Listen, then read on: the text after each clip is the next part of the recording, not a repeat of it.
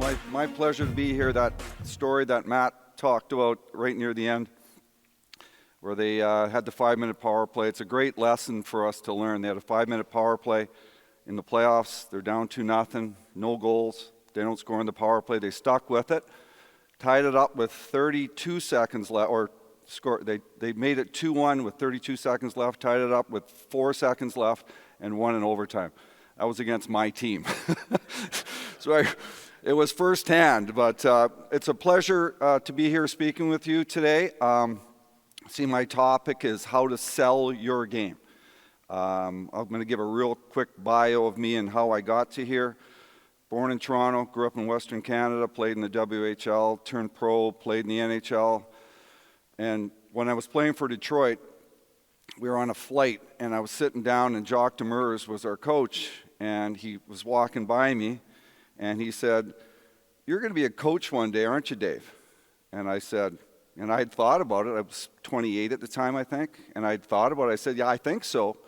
I go, "Why would you ask me that, Jacques?" And he goes, "Because you're always second-guessing everything we do." So it was a good little lesson there. But so played in the NHL, retired, 2 years in the minors near the end, retired, got into coaching right away. In Houston with Dave Tippett was the head coach. We won a championship our second year. Was in Houston we won a Calder Cup my last year in Houston. Took a job with Guelph. Got to do a U18 job at the time. So I'm interviewing for the U18 job in Vancouver. It's for the Halinka tournament. And so they're going through, like, "Dave, is there anything that's going to prohibit you from taking the job if we give it to you?" And I think it was in early August is when the tournament is.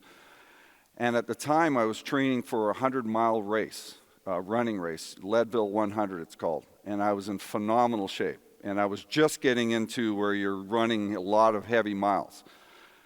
And I'm thinking to myself, and they said, "Would anything prohibit you?" And I said, "Yes, I'm signed up for the Leadville 100 at the exact same time as the Halinka. You'd be doing me a huge favor so I wouldn't have to train for this race anymore by hiring me." So I got hired for the thing, so I didn't have to run in the race. But so was in Guelph, got into the NHL, wanted to win the Stanley Cup. I wanted to win a Stanley Cup, and I was going to do it coaching junior hockey. I loved my job and my role in Guelph. So I got back into the NHL, worked my way back into it.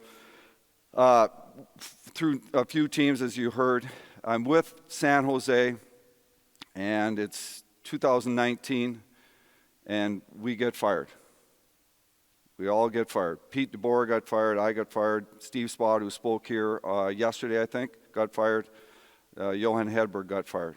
Not always fair. I was running the first place power PK in the league at the time, so it's not always fair, but stuff happens. So I'm out of work, and at home with my wife. My wife's do something. So I get a job here. Let's see, here we go. So that's me. So I got a job working construction with two guys, two brothers, and it was fantastic. It was great for me. So I get a phone call. You can see decision time. I get a phone call from Alan Miller, and he says, "Dave," he goes, "do you want to coach Canada's U18 team?" So I'm thinking at the time, the next day, I'm demoing a house. I'm thinking, coach Canada's U18 team or demo a house in 90-degree weather in San Jose. So it was an easy decision. So I said yes to that. So I didn't know anything at all at the time about Canada's, what their player, who am I going to get? So you see here, first the one in the Sweden one, the one on the left is the first game that we played in the tournament, and then the one on the right is the gold medal game. And you can see some of the names there. Shane Wright, who's going to be probably a first overall pick. He was an underage for me. Dylan Gunther is a first-round pick to Arizona. Bedard, who might be the first-round pick in the 23 draft, first overall pick in the 23 draft. I just looked at our lineup, started watching video with all the other coaches, and go like, holy smokes, we can score. We can score. So what are we going to have to sell these guys on? We got to sell them on playing defense. We had a very skilled defensive group, Half the guys were kind of defensive defensemen, the other half were offensive defensemen. We had a great team. I think everybody on our team got drafted other than one player. A little bit was because of COVID, but a lot of it was because we had a very talented team. So we knew we had to sell defense. Okay, what is the culture? I'm not going to talk much about culture, but culture, you know, you've heard a lot about it, developing culture. I'm sure everybody has, we got to outwork the other team. We've got to be better every day. That's a big one. That's an easy one, but you got to work at it. Accountability is probably the number one thing. My first year coaching as an assistant in the NHL was with Colorado. Joe Sakic's last year. It's the year he put his hand in a snowblower, if you remember the story, to unplug it, and it kicked back on. He kind of hurt his hand. But so anyways, I'm coaching Joe Sakic, so I'm kind of in awe of him. You know, I'm coming up to Joe, hey Joe, I'm Dave Barr, how are you doing? I'm going to be working with you. And so he's talking back and forth, and I say to him, I said, Joe, I'm not gonna say much to you about offense, but I'll work with you on D-zone coverage. And he goes, no. You tell me whatever you think you need to tell me. He goes, you think I need to do something different offensively? Let me know. And I kind of went like, I kind of felt dumb after for saying that, but at the time I thought it was like, I'm going to tell Joe Sakic how to create offense, how to be involved in the offense. So that's the accountability. Everybody wants to be held accountable. Different degrees of that for sure. Team first, honesty, et cetera. So that's up to how you want to do it. What systems to use with this skilled group, your player group that you have? What systems do you use? Like, what are you going to do with your neutral zone forecheck? What are you going to do with your D-zone coverage? So the Minnesota D-zone, when I was in Minnesota, we had an undersized defensive group. We had like 4 guys who were 5'10". All good defensemen, but just we were undersized. We couldn't stop team cycling. It was hard for us to stop the cycle. So we had to tweak our D-zone coverage. We kind of went into a man-on-man before man-on-man was popular at all. We kind of had to do it just because of who we have. Strengths and weaknesses, PDB, Pete DeBoer. In New Jersey, we had Marty Brodeur in net. One of the best puck-handling goalies of all time, if not the best. So Pete came up with a neutral zone forecheck that essentially forces the other team to throw it up the wall and chip it in, which is going right to Marty. So what we would do is F1 would come up to their left defenseman. He would take away the quick up. So what's this guy going to do? He's going to pass it to the right D because any play up through here is hard. So it goes over to the right defenseman. F1 comes across, takes away the middle pass, and he passes through the middle. F3, F2 is on the strong side. F3, he holds middle ice. He's standing right at the center ice dot, essentially, somewhere in that ballpark. So left D to right D. If you're that right defenseman, what are you going to do? I'm going to pass it up to our right winger, and he's going to tip it into speed, whatever. So we use that, and it worked extremely well. You try forcing it through, it was, they're turning pucks over. So you're going D to D up the wall. They did it 95% of the time, and it worked in our favor because a lot of times they're chipping it in, and it's going right to Marty Brodeur. So with the personnel that you have that's deciding on maybe what kind of systems you're going to use or tweaking systems. New Jersey PK forecheck. About a third or fourth game in the preseason, I'm running the penalty kill, and I go to Pete. I go, Pete, we have great PK forwards, smart, good skating, 6 or 7 of them that we can utilize on PK. I want to chase down ice. Are you good with that? Yes. Pete's very good at PK. I want to chase down ice. Are you good with that? He goes, yes, go. And our defensive group was kind of a physical, solid D group. So we would chase down ice. We were a nightmare because our players knew when to pull back. They knew when to not dive in. F2 would support F1. So I'm not really getting into systems, but because of the personnel that we had, we tweaked our PK forecheck. That's still the best forecheck, that's still the best penalty kill. A little plug in for myself here. We gave up 27 goals in 82 games. We scored 15 shorthanded goals. It's still got the best results. So using your personnel, what you have, to adjust to what you're using for your systems. Communicating with your leaders and your leadership group is probably the biggest, most important thing. Last year in Vienna, we had a great leadership group. Didn't have to worry about the dressing room, the locker room at all. Everybody fell, and we had a good group of people, but everybody fell into place because of our leadership group. That's probably the biggest thing. And then be committed to these systems that you're using. Okay, what are your most important systems? I'm defense first, above puck first, working above puck. That's how I am. I'm just defense first. So D-zone coverage, breakouts, tracking, neutral zone forecheck. Details of the game. What's important to you? Stick on puck, D-side, finishing checks, box outs. Everybody's got their own 2 or 3 details that are really important. Stick on puck.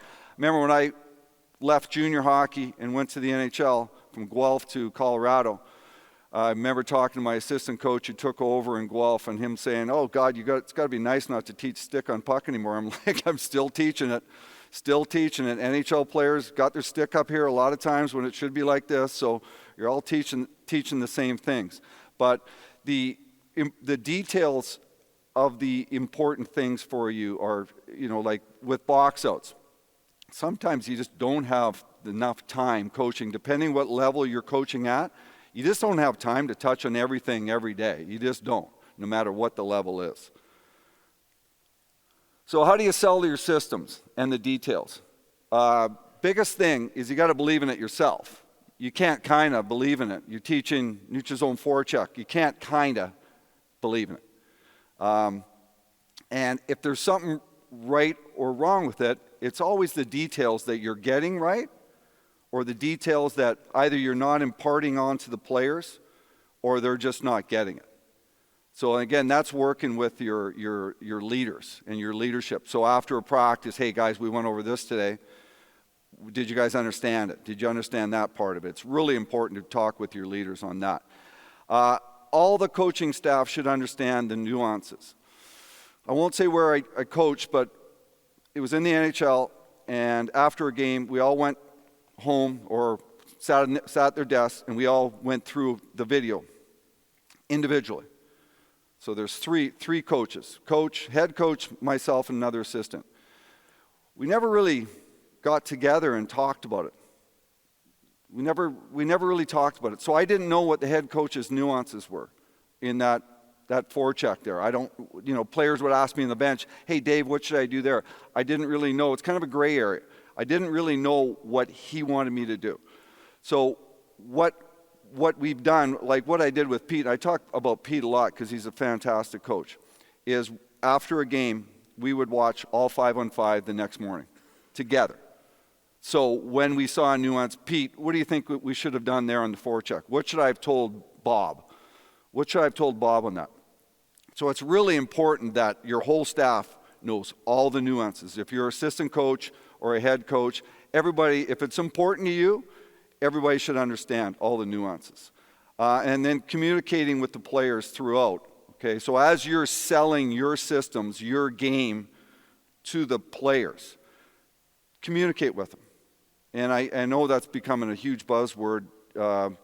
Chris Kreider, he was, after the Rangers lost out to Tampa, he was getting interviewed, and he said, basically, what did you like about this year? Why was your team so good? Why did you have such a good year, Chris? And he goes, you know what I loved? I loved the fact that the coaches weren't sitting behind their computers, weren't sitting in their offices. They were out with us.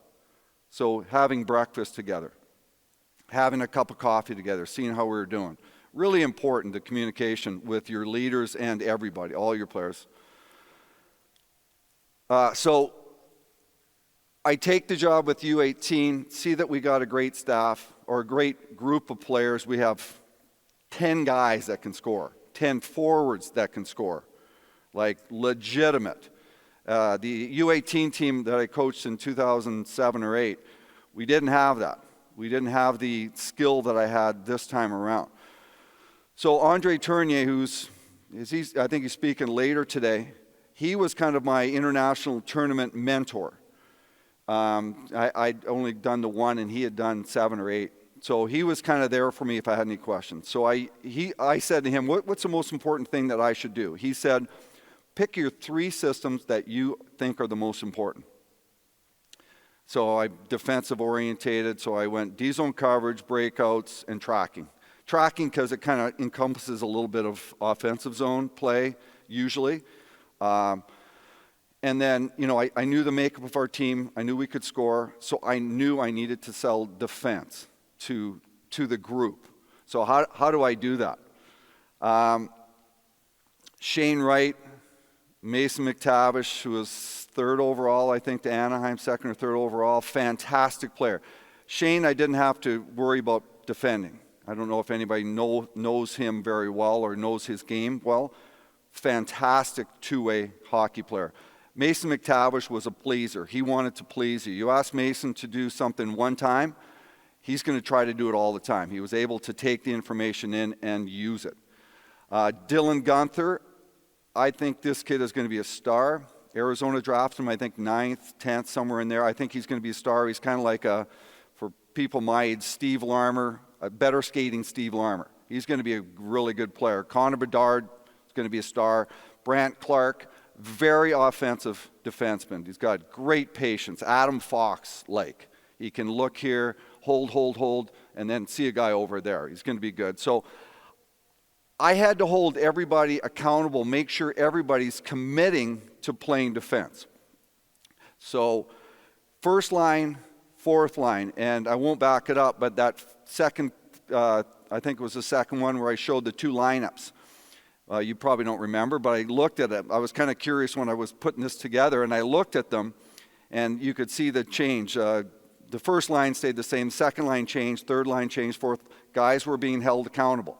I can count on this guy to play. You can put him on the 3rd line. I can play him 14 minutes tonight. So that's what happens. There's the accountability right there. Power play time. One of our power play defensemen, once he took a shot to the net, he didn't even think about, we might have to defend against a group that's trying to score a shorthanded goal. And he didn't, so we ended up moving him. So we held him accountable to defend, make sure you're defending, doing what we need you to do to win the game. Best way to sell it, and this is kind of, so how we sold it, I'm not going to look at the rest of that, but how we sold it was once we got a couple games under our belts, we would show D-zone coverage, and we would show defenseman A finishing a guy here, stick on puck, smothering the puck, stopping the play. Puck might go to the low forward, breakout, down the ice, scoring chance. So that's how we would show. You guys want to score? Well, you got to get out of the D zone first. You got to break out of the D zone. You got to track back hard. And we would show, that's what we showed them. We showed that defensive zone play, that tracking that caused the turnover at our blue line, turned us around, we went the other end and scored. You want to score? You got to get that done. So that was our sell to the players, and it worked fantastic. I used it this year in Vienna all the time. So you find a scoring chance for, turn it around. Where did it start? A lot of times it just starts, might not be a defensive play, but that's what we were using. So breakouts is one of the things that I use. So huge believer in breakouts and working at it. I don't know, depending on what level you're at, and again, who your personnel is.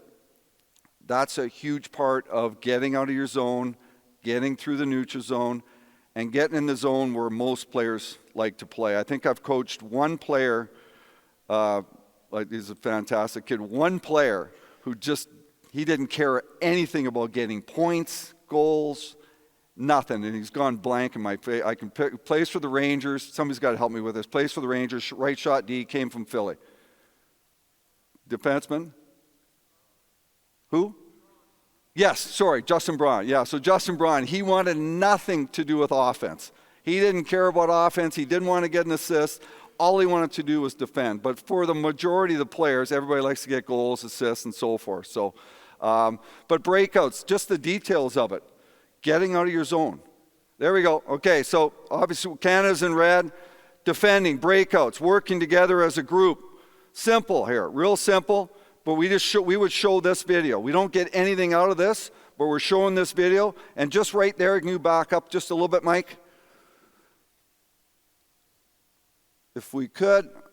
So what I wanted to talk about was Shane Wright. When that puck was getting turned over, it was a defenseman who was middle lane driving there. Shane Wright, you can see here, number 15. We got 2 guys coming back to fill for the puck going back up top. So that's something we would show. That's something that we would talk about. Let her go, Mike, please. Okay, so next clip. Same thing, breakout. Off a face-off, we got 2 men going in the face-off. Sweden moves the puck up, tip a puck in. Boom. Stop, please. Thank you. In a little bit of trouble there. Anyway, so that was Shane Wright who had come back. Shane Wright who had come back, who's our low forward. So we would show him coming back. He ends up with the scoring chance at the other end 7 seconds later. So that's the type of stuff we would show. You see Shane supporting, or this is a Mason McTavish one, different one. We collapse low, we work it, puck goes out in the neutral zone. Watch this play by Bedard.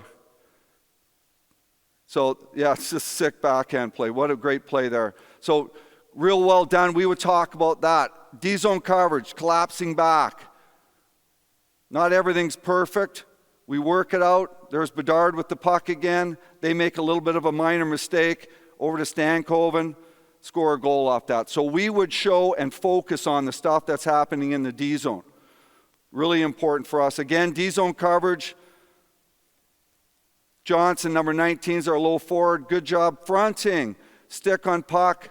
We just get this one out of the zone. That's not always going to be perfect, but we are selling defense to our guys as a way of creating offense. Go to the next one. So forecheck, smart dump, F1 hard on puck, S stick on puck. Everyone working to position. So if F1's bombing in on the right side, where are you on F2, F3? Where do you want your D? Are your D going to pinch? Working above, working back. That's what we were selling all the time to them. Let it go. Okay, so F1 physical. Finish. And then there's that guy that just finished. Net front, he ends up with a scoring chance. We would show that. We would show that. Puck goes in again.